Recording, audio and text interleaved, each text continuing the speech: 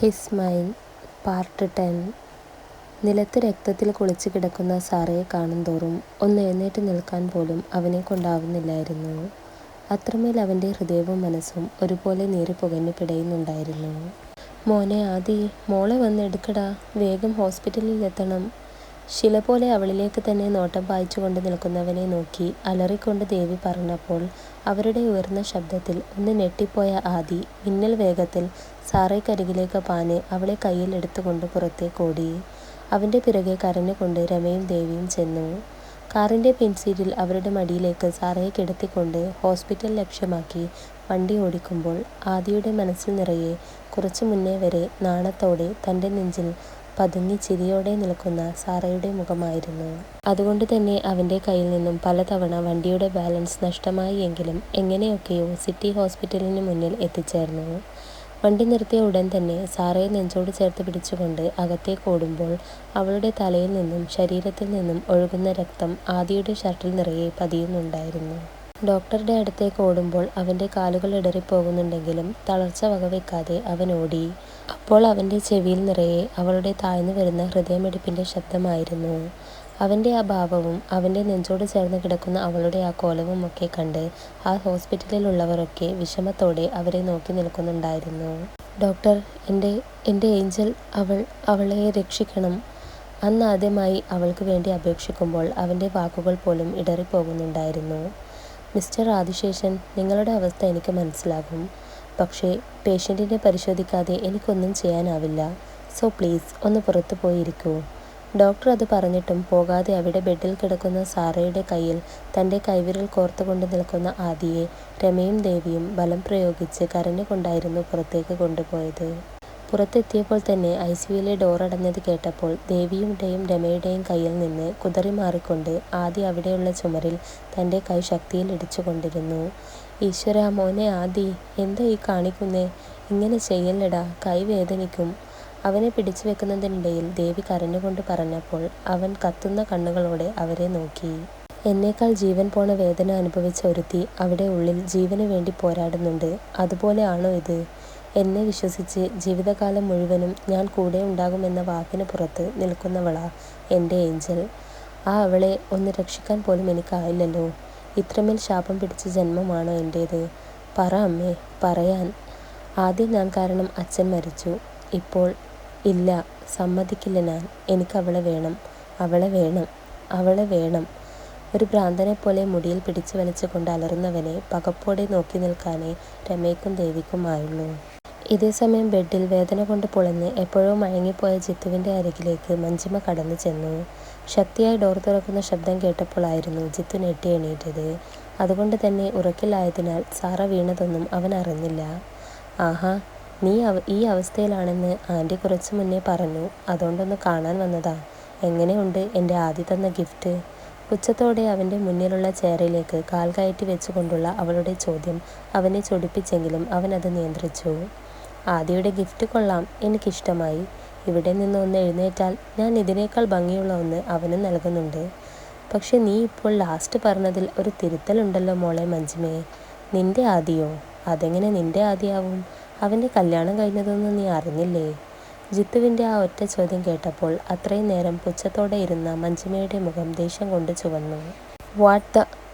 ആദി അന്നും ഇന്നും എന്നും ഈ മഞ്ജിമയുടെ മാത്രമായിരിക്കും. അത് നീ മറക്കണ്ട.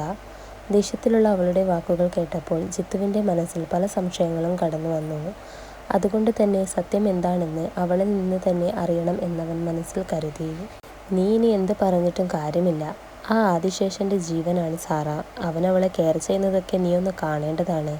മാത്രമല്ല രണ്ടാളും പ്രണയിച്ച് വിവാഹം കഴിച്ചവരുമല്ലേ? ഇടം കണ്ണാലെ അവളുടെ മുഖഭാവം നോക്കിക്കൊണ്ടായിരുന്നു ജിത്തു അത് പറഞ്ഞത്. പ്രണയം അവന്, അതും എൻ്റെ വീട്ടിലെ വേലക്കാരിയായ അവളോടോ?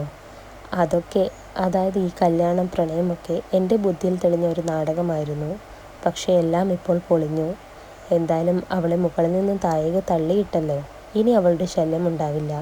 ഏത് ഹോസ്പിറ്റലിൽ പോയി കാണിച്ചാലും ഇനി അവൾ അവന് കിട്ടുകയുമില്ല.